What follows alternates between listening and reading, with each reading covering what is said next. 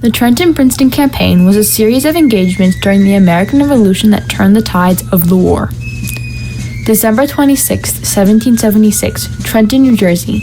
After a long journey across the Delaware River on a stormy night, George Washington and the Continental Army attacked the German mercenaries or Hessians that were paid by the British government to fight.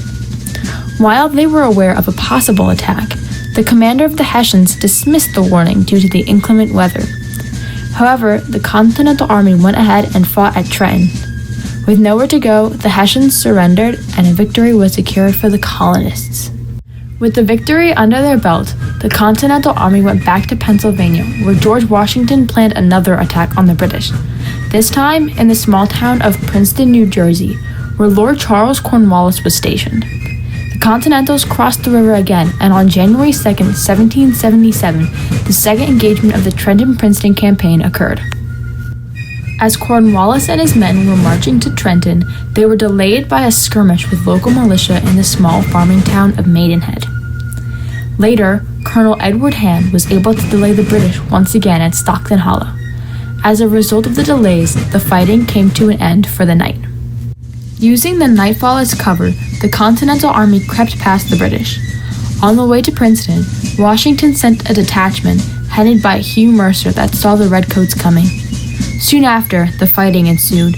As the colonists and redcoats clashed, the Continental Army's lines began to fall.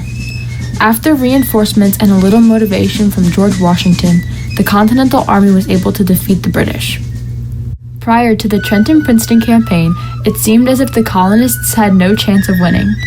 Most people thought it would end within a year or so because the whole of 1776 had been nothing but problematic for the Continentals. However, the wins of the First Battle of Trenton and the Battle of Princeton shifted the opinions about who would win and led to more people questioning whether the colonists could actually succeed. Not only was this important to boost the morale of the troops as well as encourage enlistments and re-enlistments, it also hurt the British. The morale of their troops started to go down as they questioned whether or not they were going to win. Additionally, the Second Battle of Trenton prevented the Continental Army from being completely destroyed. With the delaying actions taken by the local militia and Colonel Hand's troops, the British were forced to wait until morning to attack the Continental Army. If the delaying actions hadn't occurred, the British would have marched into Trenton and smothered the rebellion. Instead, the Continental Army was able to escape and continue fighting for our independence. This is why the Trenton-Princeton Campaign changed the war.